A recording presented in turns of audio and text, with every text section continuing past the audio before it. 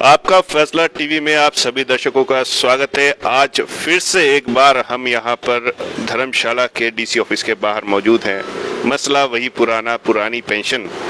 तो आज हमारे साथ यहाँ पर एक ऐसे शख्स हैं जो आर्मी में भी रह चुके हैं और एक आईएएस अफसर भी रह चुके हैं और धर्मशाला के पूर्व कमिश्नर भी हैं। कैप्टन जीएम पठानिया जी हमारे साथ हैं। सर, आपका फैसला टीवी में आपका बहुत बहुत स्वागत है। Thank you very much. Sir, पहला सवाल तो मैं आपसे यही पूछना चाहता हूँ, आप आईएएस हैं, सरकार की नीतियाँ भी आप बनाते हैं, बहुत महत्वपूर्ण रोल है देश को चलाने में। इस पुरानी पेंशन को किस तरह से देखते हैं? इसमें सनी जी, हमारा जो आपने पहला बात कही है कि मैं आईएएस ऑफिसर था और पॉलिसीज़ बनाने में आईएएस ऑफिसर्स का बहुत बड़ा रोल है। शायद प्रॉब्लम यहीं पे है, क्योंकि हम लोग आप देखें कि आईएएस अधिकारी जो होते हैं मोस्टली 99% हम लोग जर्नलिस्ट होते हैं। हम कोई फाइनेंशियल एक्सपर्ट नहीं है।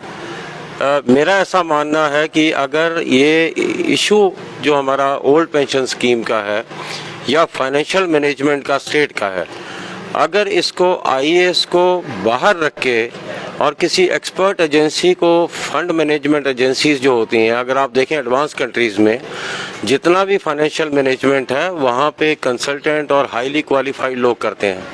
इवन हमारे देश में तो नोबेल प्राइज़ विनर भी हैं इकोनॉमिक्स में, और ये कोई इतना बड़ा मसला नहीं है।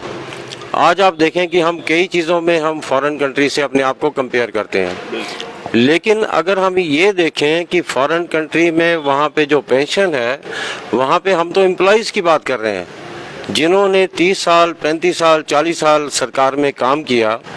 वहाँ पे तो हर सिटीज़न को मिलती है। अगर हम एडवांस कंट्री से अगर हमारे को कंपेयर करना है तो हमको इस किस्म की पॉलिसीज़ भी लेके आनी है। मैं आईएएस में भी रहा हूँ, मैं स्टेट लेवल के ऊपर बहुत सारे डिपार्टमेंट्स को हेड भी कर चुका हूँ, सेक्रेटेरिएट में भी मैं रहा हूँ। मेरा ऐसा मानना है अगर गवर्नमेंट की नीयत ठीक है तो इसको कल ही लागू किया जा सकता है, इसमें कोई प्रॉब्लम वाली बात नहीं है। और वैसे भी अगर कॉमन सेंस भी थोड़ा लगाया जाए, अगर मैं कोई बिजनेस कर रहा हूँ या मैं कोई ऑफिस चला रहा हूँ या मैं कोई काम कर रहा हूँ तो उसमें मेरे को एम्प्लॉइज़ की ज़रूरत है और बिना एम्प्लॉइज़ के काम नहीं चल सकता। और अगर एम्प्लॉइज़ को अगर हम एक्सप्लॉइट करेंगे या हम उनको सर्विस नहीं देंगे या उनको सुविधाएं नहीं देंगे, सोशल सिक्योरिटी नहीं देंगे, तो 58 साल की एज में या 60 साल की एज में वो एम्प्लॉई जिसने 30 साल गवर्नमेंट को दे दिए, वो आदमी इधर उधर भटकेगा। तो वो जो चीज़ जो है वो ठीक नहीं है। गवर्नमेंट शुड थिंक सीरियसली, और मैं समझता हूँ कि इसको इमीडिएटली लागू कर देना चाहिए। इसमें कोई प्रॉब्लम नहीं है। अगर आप फंड मैनेजमेंट कंपनीज को या किसी एक्सपर्ट से राय लेंगे तो आपको सलाह भी दे देगा। सर, एक यहाँ पर लीगल एस्पेक्ट्स भी आते हैं, कॉन्स्टिट्यूशनल एस्पेक्ट्स भी आते हैं कि कुछ ऐसी टर्म्स एंड कंडीशन सेंटर के साथ है जिसके कारण से स्टेट जो है वो इम्प्लीमेंट नहीं कर पाती है इन चीज़ों को। आप प्लीज़ थोड़ा क्लैरिफाई ज़रूर कीजिएगा इन चीज़ों को। देखिए, इसमें कोई भी अगर हमारे एम्प्लॉइज़ हैं, जैसे फॉर एग्जांपल मैं आपको उदाहरण देता हूँ, हमारे पास ओल्ड पेंशन स्कीम का मसला एक है, आउटसोर्स का मसला दूसरा है, कॉन्ट्रैक्ट का मसला तीसरा है। अब आप देखें कि अगर आप बात करेंगे आउटसोर्स एम्प्लॉइज़ की तो बहुत सारे लोग कहेंगे कि इसमें लीगल इशू है क्योंकि ये बैकडोर एंट्री है। अब गवर्नमेंट को अगर वहाँ पे उन लोगों को राहत देनी है, ठीक है, उसको रेगुलराइज नहीं कर सकते, लेकिन सनी जी अगर मैं ये बोलता हूँ कि उनको उतना ही सैलरी मिलेगी, उतना ही पर्क्स मिलेंगे, सेम उसको फैसिलिटीज़ मिलेंगी जो रेगुलर एम्प्लॉइज़ को मिलती हैं, तो उसका काम हो जाएगा, क्योंकि उसको हम उसमें नहीं कर सकते। मेरे साथ बच्चों ने काम किया है, जब मैं एग्रो इंडस्ट्री में था तो 90% बच्चे जो थे वो आउटसोर्स पे थे और 9-9 हज़ार रुपया सैलरी ले रहे थे, 5-5.5 हज़ार रुपया कमरे का किराया दे रहे थे, 4-4 हज़ार रुपये में अपना घर चला रहे थे। तो इस तरीके से तो सरकार का या कोई भी ऑफिस जो है वो चलना नहीं चाहिए। तो इसमें मैं समझता हूँ कि यहाँ पे लीगल एक्सपर्ट भी हैं, फाइनेंशियल एक्सपर्ट भी हैं, इनको अगर लेके चलें, अगर हमारी नीयत ठीक है। और हमें अगर हमारा देखिए इसमें दो इश्यूज़ हैं। आप देखें हमारे एम्प्लॉइज़ भी हमारे साथी साथ में हैं। अब होता क्या है कि जो हमारा पर्सनल मैनेजमेंट डिपार्टमेंट है वो सिर्फ बदलियों का काम करता है। आपने कभी सुना कि ह्यूमन रिसोर्स डेवलपमेंट नाम की भी चीज़ है कोई? There is only personal management, हमारा ह्यूमन रिसोर्स मैनेजमेंट, लेकिन ह्यूमन रिसोर्स डेवलपमेंट नहीं है।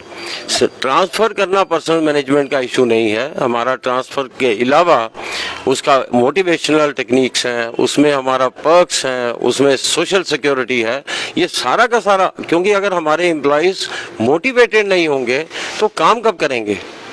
सो वो इम्पॉर्टेंट है कि हमारे को अपने एम्प्लॉइज़ को मोटिवेट भी रखना है और उनको पूरा सुविधा भी देनी है। सर, अब तो आप रिटायर हो गए हैं, आप आईएएस फ्रेटर्निटी से संबंध रखते हैं और आईएएस लॉबी में अक्सर ये इन चीज़ों के बारे में चर्चाएं होती होंगी, जो भी एनपीएस में आते हैं, जो भी आईएएस एनपीएस में आते हैं, आईपीएस एनपीएस में आते हैं, क्या उनके बीच में ऐसी चर्चाएं होंगी? हमारे दर्शक जानना चाहते हैं। अंदरूनी बातें हैं, लेकिन अब तो आप रिटायर भी हो चुके हैं, उनकी मन की बात कहने का ये आपको अवसर दिया जाता है कि किस तरह से आप उनकी बात?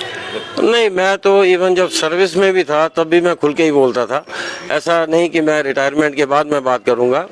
लेकिन देखिए, इसमें सनी जी, अभी जो भी लोग हैं, चाहे वो ओल्ड पेंशन स्कीम वाले हैं, न्यू पेंशन स्कीम वाले हैं, बेसिकली अभी मैं मिनाज जी से बात कर रहा था, तो दर्द तभी होता है जब चोट आपको लगती है ना। अगर वहाँ पे मेरे सामने वाले आदमी को चोट भी लगी है तो मैं उसका दर्द महसूस नहीं कर सकता। तो वो जो चीज़ है, उसमें जो ओल्ड पेंशन स्कीम वाले हैं वो ऐसा मानते हैं कि न्यू पेंशन स्कीम के बहुत फ़ायदे हैं, लेकिन जब उनको कहेंगे कि आप आ जाओ तो न्यू पेंशन स्कीम में, तो वो नहीं आएंगे। तो वो एक बड़ा सब्जेक्टिव सा इशू है। लेकिन हम एक प्रोफेशनल बात करेंगे, मैं एक प्रोफेशनल हूँ और प्रोफेशनल होने के नाते मैं ऐसा मानता हूँ कि हमें इसको प्रोफेशनल तरीके से, कोई भी आदमी कुछ भी बोलता रहे, लेकिन गवर्नमेंट का रिस्पॉन्सिबिलिटी है